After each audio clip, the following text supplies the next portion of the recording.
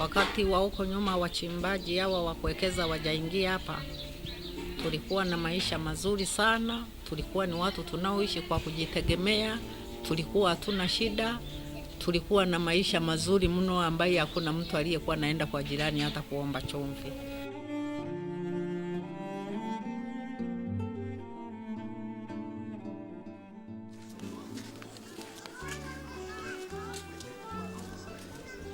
Kwa upande wangu mimi ninavyoona, wakati tuko hapa mgodini kwetu ulikuwa ujao wa mgodi, tulikuwa tunaitwa wachimbaji wadogo wadogo. Tulikuwa wakina mama wana shughuli zao, wasichana kwa wavulana, tulikuwa tunafanya kazi zetu, tuna hela zetu, tulikuwa tuna dhahabu zetu, tunapeleka benki, mtu unapata hela yako ya kujisaidia.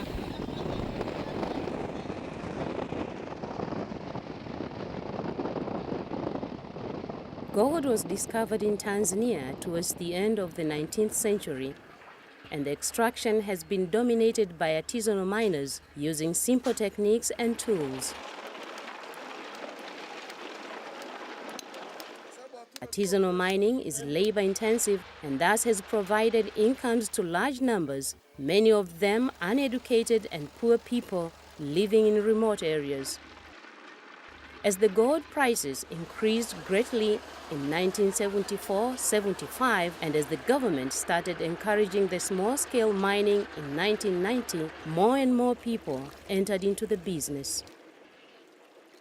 In the mid-1990s, the large-scale multinational gold mining companies entered the stage, and since then, gold mining has been the fastest-growing sector of economy and the largest source of foreign investment. Having produced 2 tons of gold in 1998, Tanzania produced more than 50 tons in 2005. Tanzania has become Africa's 3rd largest gold producer after South Africa and Ghana. Huyu hapa Ernest Lwekamwa alikuwa anaenda nyuma ya kaka yake kwa sababu yeye alikuwa ni mdogo wa umri wa miaka 18. Huyu mwenzake alikuwa na umri wa miaka karibu 22 inavyokisia kipindi kile. Kwa hiyo walikuwa wanafuatana kwa sababu ya kupendana, lakini aliyekuwa katika kazi zaidi alikuwa ni Jonathan. Wakati huo alikuja mkuu wa wilaya alikuwa anaitwa Tumaini Kiweru. Alikuja wakaitisha mkutano wachimbaji wadogo wadogo wote tunahitajika kukusanyika shuleni. Shule ya msingi hapa Kakola. Na kweli watu tulienda hapo, ilikuwa muda kama saa hizi saa 6. Tumaini Kiweru aliwaelezea wachimbaji wadogo wadogo kwamba wachimbaji wote ambao mnakaa katika machimbo ya Bulyanhulu, tunaomba muame huo wachimbaji, tunataka kuona ndege zinaruka huko, hatutaki kuona binadamu yeyote anatembea katika mgodi huo, katika machimbo hayo.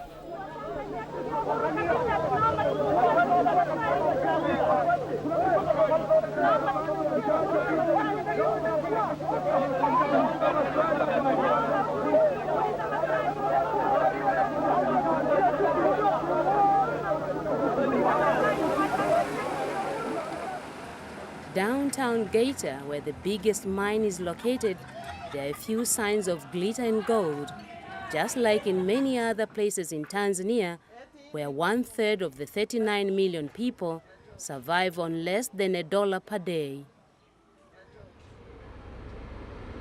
Even if Tanzania exported gold worth more than $2.5 billion in the last 5 years, and even if the gold prices have increased steadily since the late 1990s, hitting record high in February 2008, a report by Mark Curtis and Tundu Lissu shows that the gold boom exists on paper only and that ordinary Tanzanians are not benefiting. The multinational gold mining companies, dominated by Canadian Barrick and South African-based Anglo Gold Ashanti, pay only 3% royalties and no corporate taxes. An average shows that the government revenue is amounting to just $21.7 million a year, less than 10% of the gold exports.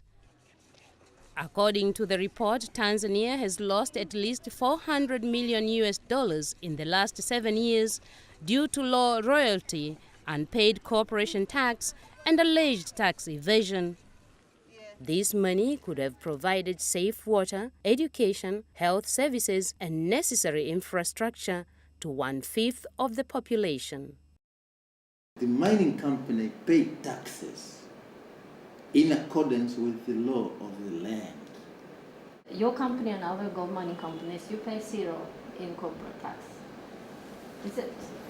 We do not pay 0, but we pay 30%, except we are not yet entered the regime where we pay corporation tax. The reason is that the mining sector, based on the Act, you enjoy a benefit of 100% capital allowance, and whatever profit we make, it means the capital investment has to be exhausted first before we come to a taxable profit. But when will you start paying corporate tax to Tanzania? As soon as we've exhausted the capital allowances. And when will that be? I have no idea at the moment, but I'm pretty sure it's going to be not. Maybe we don't have to wait much longer than from 2000 when we started the operation to today. But I have no idea. I have to check with the authorities in Gaeta. In December 2007, religious leaders in Tanzania went to visit the gold mines to see how these minerals affect the people living in the mining areas. In Gaeta, they met 86 families who were evicted from their homes in Mine Mpya in Mtakuja village in July to give way to Anglo Gold Ashanti. The district commissioner gave them an abandoned courthouse to stay in. Hapa usione tunatoka katika mazingira ya utatanishi ya kutafuta riziki ili tuweze kuishi kwenye kambi la ukimbizi katika nchi yake. Hatuna msaada wa jirani. Wewe hata ukiangalia, hebu angalia ua hapo, usiji hivyo hivi kweli, hata kama ni choo, hata kama wewe ni kwako, tuache na camp. Tuchukulie wastani ni kwako. Kweli unaweza kukaa kwenye choo na ua kama huo? Unaweza kupiga picha huo. Mabafu tu, hamna choo. Haya nakwambia ni mabafu, hayana choo. Sasa inabidi ikizidiwa, fanya unavyotaka tu kwa sababu si ndivyo vilivyo. Sasa ufanye nini? Kitu unakula lazima unye. Lazima ufanye unavyotaka tu, si imekulazimu. Nasikia hapo, tumesikia hapa wakati tunakuja kutoka kwenye magari kwamba kuondolewa kwenu kulienda sambamba na matishio ya matumizi ya nguvu. Kwa mfano, mlitishwa, wazungu wanasema at a gun point, kwamba palikuwepo na bunduki kabisa patishio. Ilikuwa saa 9 za usiku, tulikuwa tumelala. Mimi nilikuwa nimelala kwangu na watoto wangu, mzee wangu alikuwa hayupo. Nilivyokuwa nimelala, nikasikia nagongewa mlangoni. Hodi. Ila kutoka nikakuta maaskari wamejaa hapo na mkuu wa kituo cha polisi. Nikamsalimia hapo, akaniambia aje, sasa mama, saa zako zimefika, fungasha.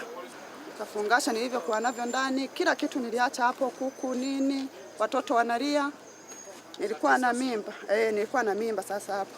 Kwa nimepandishwa gari na vitu vyangu, nikawa nimeletwa saa 9 hiyo, nikaja nikamwagwa hapa. Ni kitu ambacho kinaumiza moyo kwa yeyote ambaye angeona, angeweza kuhuzunika, hata kulia angeweza kulia. Hata kama mgumu wa namna gani. Hivi inawezekana katika nchi yenye serikali yenye DC, yenye polisi, yenye vyombo vyote vya serikali viko pale katika wilaya ya Geita, inawezekanaje watu kama wakaondolewa kule wakaja wakarundikwa kwenye chumba kama hiki na wakaendelea kupata mateso tulioyaona pale? Inawezekanaje? Mpaka sasa hivi mimi sijaelewa. Radio Tanzania ikatangaza kwamba saa 6 kila mtu alikuwa anasikiliza, ikasema mna habari, ambao wakusikia hatuna radio kama sisi tuko tumebunga, wakasema mna habari, tumeruhusiwa wachimbaji wadogo wadogo tuendelee na shughuli yetu ya uchimbaji wa magunia wa nini, na watoto wangu wakaenda.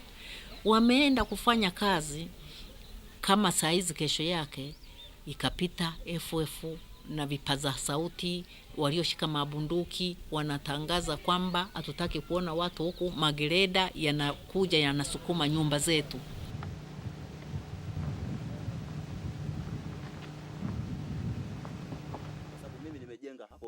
On their trip, the religious leaders also visited people evicted from Katoma village in Geita.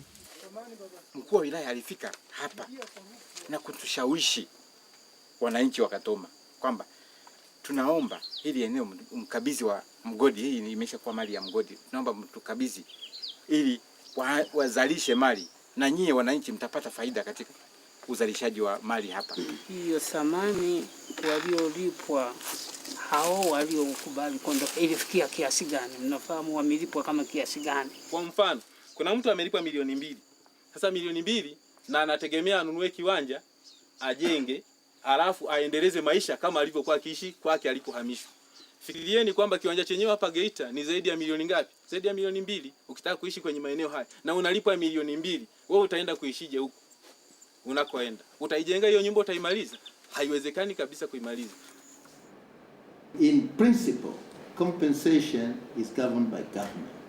The problem may be on how reasonable are the rates, right?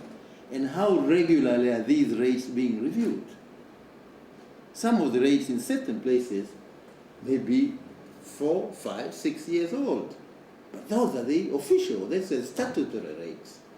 What do you think of that when you hear that people are complaining? I'm also complaining. I wish I could get. I wish I could get. No, what do we do? What do you think of that? About people complaining? Majority of the people, majority of the people end up agreeing to the compensation and get paid. Our experience is majority of the people. But if 1 or 2 people, are not happy, sure. Since the day he was declared the winner of the presidential election in December 2005, Jakaya Kikwete has been speaking about the need for Tanzania to benefit more from the mining sector. 2 different committees have been formed to review the mining contracts, but up till now the review process has resulted in minor changes to the operations of the mining companies. Tulikuwa ngambo na bulldozer zilikuwa tunaziangalia wakati zinavunja yale manyumba, tumesimama tunaziangalia hivi, zinaingia kwenye nyumba, zinachota, zinaangusha, zinaingia kwenye nyumba. Sisi tuko ngambo tumeziangalia, tumekaa kwenye miti. Wakati huo tukiwa hatuna mahali pa kulala, kuna majumba, watu tulikaa kwenye miti na watoto wananyeshewa mvua mpaka mwezi mmoja.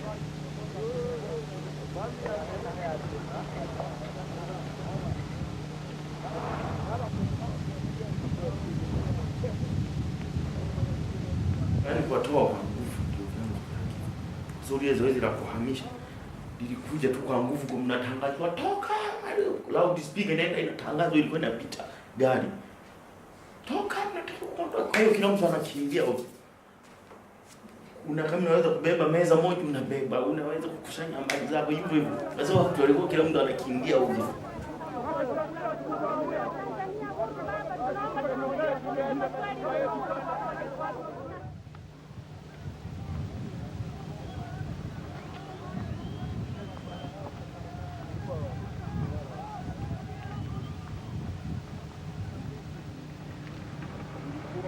Tanzania hizo kwa kweli.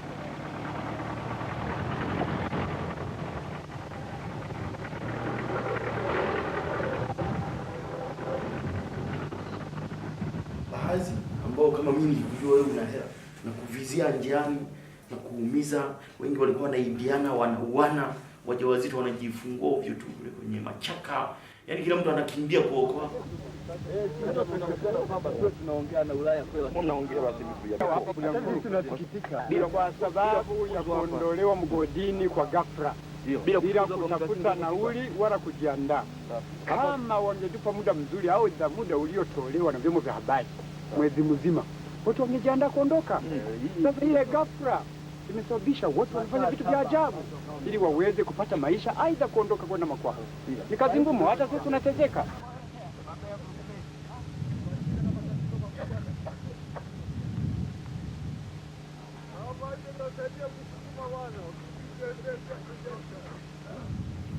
Kwenye ile picha yangu kuna watu kama 6 hivi.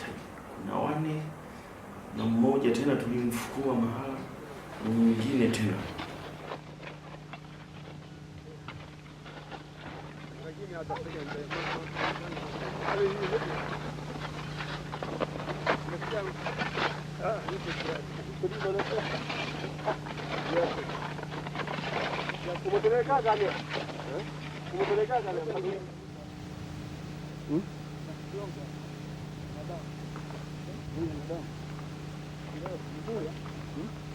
Chanzo cha vifo vyao ni hilo zoezi la kutoa, sababu zilizokuwa zinatolewa wenyeji.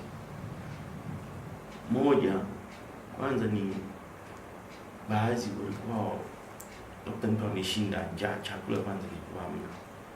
Halafu kingine mali, wanavamiana wao au kunyang'anyana, wala hata nipate pesa ya nauli ili niondoke. Wengine wanaenda kuwavamia wenzao, mimi umenivamia wewe, nikikuzidi na kuua.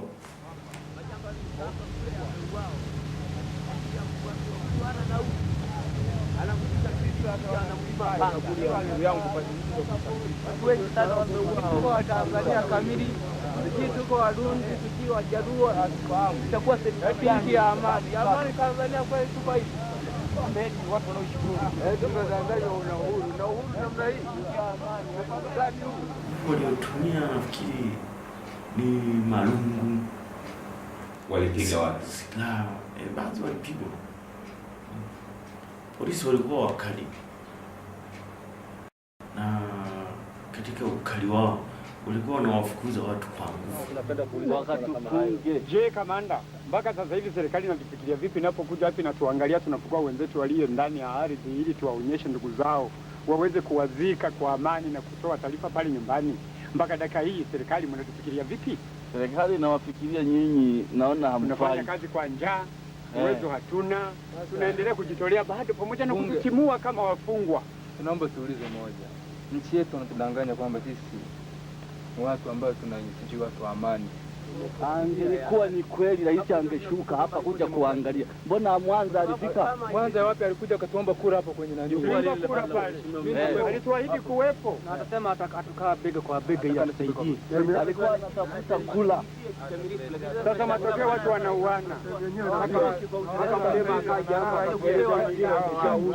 Baadaye akaja akasema kwamba mnadanganya tu, hii milima haijauzwa. Sasa maneno ya Mlema ni ya uongo. Kumbe ilikuwa ni kweli, milima imeshauzwa. Sasa jana kushangaza, unakuta sasa hivi wanashughulikia Burundi ambao ni nchi yao. Watanzania ambao sasa hivi tunaweza kuteketea hapa, hawatujali, wanakuja kujali nchi zingine ambazo wako kwao. Wakati hapa tulishakubaliwa kabisa, tukamwambia kwamba tunampa kura na akataka kwamba sasa awamu ya 3 maana yake uielewe ni nini. Sio Buyoya. Labda yeye hajaelewa matukio aina hii. Akielewa matukio aina hii, asiruhusu.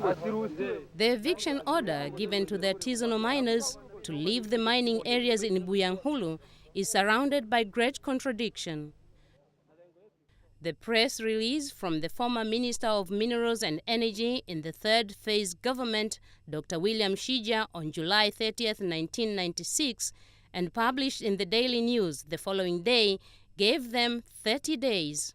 However, accounts from small-scale miners claim that the former Shinyanga Regional Commissioner, General Tumainieli Kiwelu, changed the order and instead gave them only 1 day to leave. Even though the owners of the multinational mining company Certain Resources are in constant denial of any person buried alive during the eviction exercise, reports from the media stated that over 50 people perished in the exercise. The government defied the order issued by the High Court of Tanzania on 2nd of August 1996 to stop the removal of the artisanal miners. Since then, according to the media reports, The government issued an order not to show the video that was shot during the eviction of the small-scale miners. Apart from the media reports, the artisanal miners also signed affidavits stating all that happened to them during the alleged forceful evictions.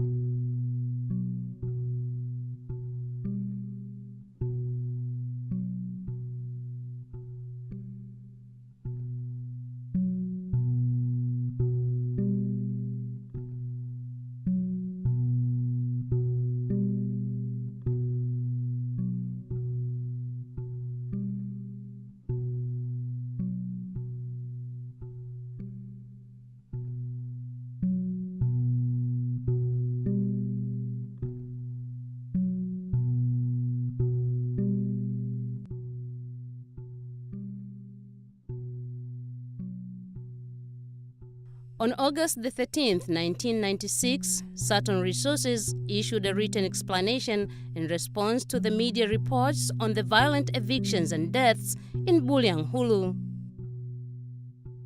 Dear Sirs, recent press coverage of purported deaths during actions being undertaken by the government at the Bulyanhulu mine site are complete fabrications. Nothing could be farther from the truth. The clearing of the illegal miners from the site has been very humane and incident-free. There have been no injuries of any kind, nor have there even been physical confrontations. The materials being fed to the press are self-serving lies and propaganda designed to further the thievery and exploitation of a self-styled illegal mining committee. There was no evidence that there was somebody who has been buried alive in the pits. But have you opened the pits and looked? We haven't opened the pit, but when they were removing the people, the evidence showed that everybody was out of the pits. So I cannot say that there was anybody buried alive.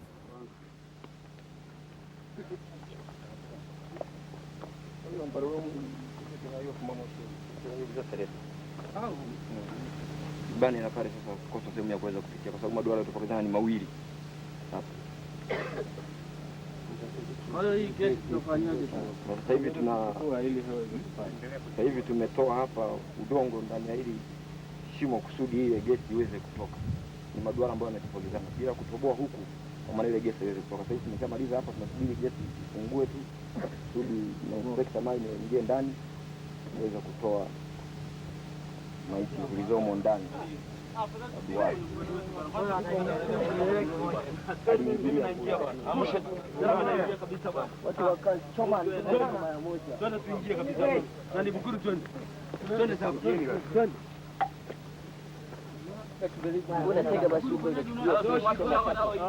Mimi na unasema tena mimi na shida kuchukua mfano video. Mimi nahangaikia ndugu zangu hapo, unaniambia sana unakosana bwana. Bwana, tunakwenda kuwatoa waliozikwa na katapira greda ya Wakanada. Barrick contests these allegations and holds that no one was buried alive and that the evictions were done in an orderly manner. On the company's webpage, reference is made to the 2002 report from the CAO Ombudsman of the World Bank. The report was written in response to a complaint filed by the organization Lawyers Environmental Action Team, LEAT. The issue about people buried alive. Further, after interviews with local people, eyewitnesses, mine staff, and reviewing police reports, the CAO stated that the filling of the mine shafts took place some days after the decree, that it was a deliberative process and that only one earth mover was used. Therefore, the process was only as speedy as the constraint of one earth mover would allow. The issue about the statements by relatives of alleged victims. CAO comment. The CAO team met with the local people who stated that their relatives were among the 52 killed, yet their neighbors took pains to tell the CAO team that these relatives were alive and well, or in one case had died in a mine accident prior to August 1996. In other cases, the Tanzanian press has found people alive in other parts of the country who it is alleged died at this time. The issue about the footage of the miners purportedly buried alive. The video's location, date, timing, and detail cannot be verified. Therefore, it is unclear that the video shows small-scale miners suffocated as a result of the clearing of the land. Further, the CAO found witnesses and other contemporaneous documentation that will refute the version of events that LIT contends the video supports. The issue of claims of mass displacement of people in 1996. The picture painted by the complainant of movements of thousands of people, if not tens of thousands, in caravans in the space of just a few days, would have attracted attention of central government and international agencies in the area. Yet, no one can substantiate such a large internal displacement. Issue ya utu wa mtu kwangu mimi ninaiona ni ya muhimu sana. Kwa sababu hata kimataifa tuna sera mbalimbali ambazo zimetungwa za haki za binadamu. Human Rights Code zinazozungumza kwamba mwanadamu aangaliweje. Kama wao kama wawekezaji hawataangalia mwanadamu kama mwanadamu na utu wake, wakang'ang'ana kupata tu kile wanachokitafuta, mimi ninaona hiyo sio ethical.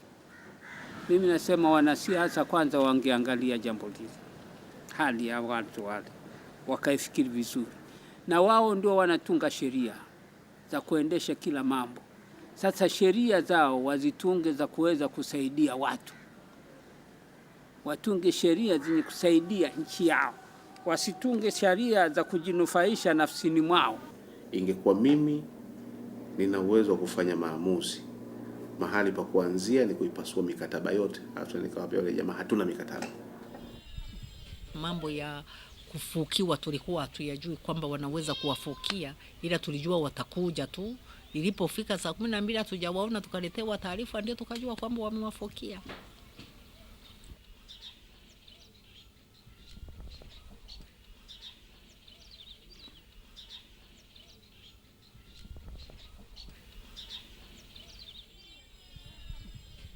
Watoto wangu walikuwa wanapenda watu, walikuwa wana uchoyo, walikuwa wananiheshimu. Basi naweza kusema labda Mungu akupenda, lakini walisinikizwa, siku zao zilikuwa bado. Tulifukuzwa kama mbwa, kama sio wa Tanzania tunazidiwa hata wakimbizi. Halafu hili la wanangu limeniuma sana. Wanangu wangelikuwepo ningelikuwa sihangaiki. Walikuwa wananiletea chakula, walikuwa wakiona nguo nzuri wamepata mawe huko wanakuja, mama chukua hiki kitenge. Sasa hivi sina mtu wa kuniletea hiyo habari. Huyu hapa mshobozi, nisingelikuwa nahangaika na kumsomesha, wangekuwa namsomesha mdogo wao. Kwa hiyo hii kampuni imetuacha kwenye hali mbaya sana.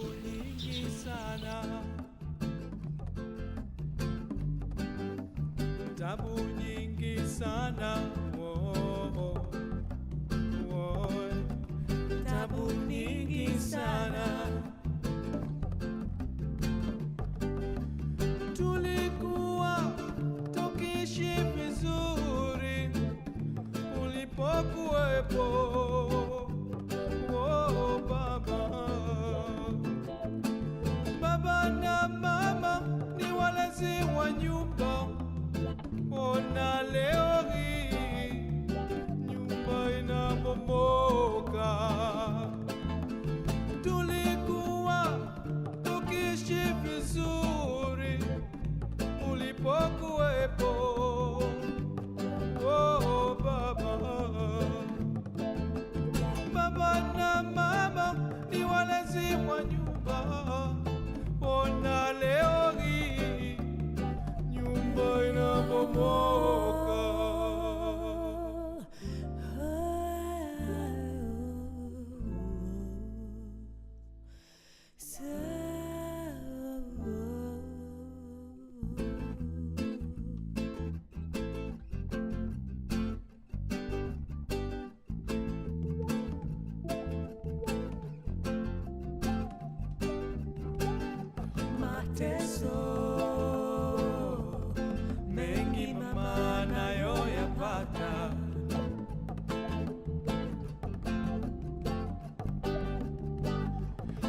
mateso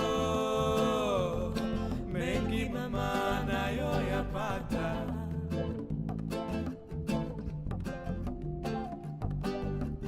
Tabu nyingi sana, tabu nyingi sana,